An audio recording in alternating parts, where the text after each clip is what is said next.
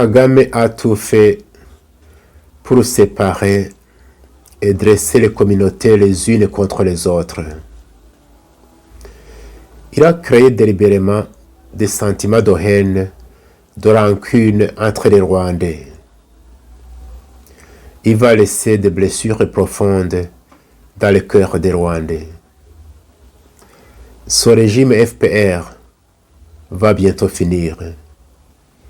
Mais le président qui viendra après lui aura une tâche très difficile de réparer le tissu social rwandais. Il sera obligé de réparer de graves erreurs que Kagame a commises. Il fera face à des contrats illégaux ou secrets qu'il a laissés derrière lui. Ça va être une tâche difficile. En ce qui concerne ce rôle du président, je me demande si nous ne pouvons pas imaginer un système original d'un collège de 3 ou 4 présidents au lieu d'un seul président facilement influençable et corruptible. La démocratie peut avoir plusieurs formes, pourvu que le peuple soit impliqué d'une façon ou d'une autre, directement ou indirectement. Soyez bénis et à demain. Je me souviens, il y a 25 ans, nous étions réunis dans une ville appelée Detmold en Allemagne. Nous étions des Hutus, des Tutsis et des Européens qui avaient vécu au Rwanda et qui connaissaient bien le pays. Il y avait parmi nous des religieux, des pasteurs, des prêtres et des laïcs. Nous avions passé toute une semaine dans une communion de prière et de partage fraternel. Mais le soir du dernier jour de notre rencontre, nous avons vécu quelque chose d'extraordinaire. Les Tutsis qui étaient venus du Rwanda, quelques-uns étaient même nos amis, on se connaissait très bien, ils nous ont raconté leur calvaire pendant le génocide. Mais ils disaient tout cela dans un ton fraternel, sans haine ni rancune. Lorsqu'ils nous racontaient le mal qui a été fait à eux et à leur famille, les Hutus qui étaient là furent pris de pitié et de compassion. Les uns commencèrent à pleurer, d'autres s'agenouillèrent en disant ceci: vous les Tutsis ici présents, nous vous demandons franchement pardon pour ce mal extrême que les nôtres vous ont fait. Les Tutsis qui étaient là furent touchés par ce geste des Hutus.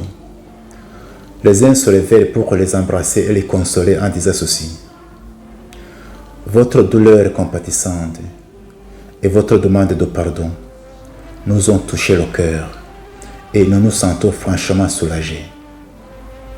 Mais d'autre part, nous aussi les Tutsis ici présents, nous devrions demander pardon aux Hutus. Oui, nous demandons pardon pour les peines et les souffrances que les nôtres ont fait subir aux Hutus tout au long de l'histoire de notre pays. Les Européens qui étaient là furent étonnés et ils disaient ceci: c'est la première fois que nous entendons des paroles pareilles parmi les Rwandais. Nous aussi, en tant qu'Européens, nous demandons pardon aux Rwandais parce que nous avons une responsabilité dans les malheurs qui ont frappé les Rwandais. Nous demandons pardon parce que nos pays ont complètement abandonné les Rwandais à leur sort pendant les périodes les plus difficiles de leur histoire. Et enfin, après tout cela, nous nous sommes assis et ce fut le silence. Après quelques instants, quelqu'un se leva et rompit le silence en disant ceci: je suis sûr que ce qui vient de se passer ici, c'est un miracle qui vient de Dieu.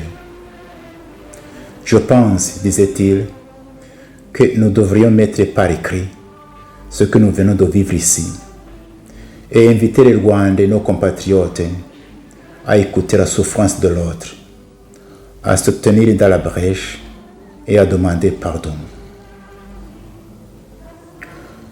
Nous avons composé cet écrit et nous l'avons appelé Confession de Detmold. Detmold, c'est cet endroit où nous étions réunis. Vous pouvez trouver cette confession traduite en plusieurs langues sur son site confessiondedetmold.com ou sur la chaîne YouTube Dr. Fulgence Loaiza. Parmi les gens qui ont signé cette confession, quelques-uns sont morts. Mais je ne doutais pas que le Seigneur, notre Père commun, les a reçus dans son royaume éternel. À sa publication, c'est-à-dire à la fin de l'année 1996, cette confession a été différemment accueillie et appréciée.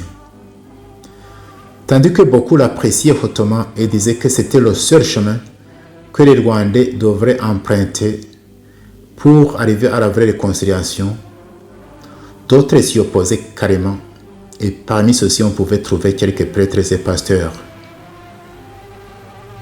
J'ai même entendu qu'à la radio Rwanda, à ce moment-là, on aurait diffusé la confession des Hutus seulement et laissé de côté la confession des Tutsis. Mais moi je pense que cette confession peut être une grande source d'inspiration pour la vraie réconciliation des Rwandais, c'est-à-dire la réconciliation entre les Rwandais eux-mêmes, mais aussi la réconciliation entre les Rwandais et leur histoire. Et ainsi les aider à sortir de cette impasse d'accusations mutuelles devant les tragédies qui ont endeuillé les Rwandais. Je conseillerais aussi à ceux qui liront cette confession de ne pas s'attarder inutilement sur sa lettre, mais plutôt sur son esprit. Il y a 3 leçons que nous pouvons tirer de cette confession. La première leçon est celle-ci. N'aie pas peur d'écouter la souffrance de l'autre et de la laisser pénétrer ton cœur. Deuxième leçon. N'aie pas peur d'exprimer tes propres souffrances, tes peines, tes peurs, mais alors sans haine ni rancune. Troisième leçon. N'aie pas peur de demander pardon à ce que tu as fait souffrir. Et si par hasard tu vis avec les victimes dont les bourreaux sont morts, et si d'autre part tu as des liens quelconques, réels ou perçus, proches ou lointains, avec ces bourreaux, n'aie pas peur de te tenir dans la brèche et de demander pardon. Comme ça, d'une façon presque miraculeuse, tu vas soigner beaucoup de blessures des Rwandais, des blessures du présent et du passé. Comme cette année, cette confession va célébrer son 25e anniversaire,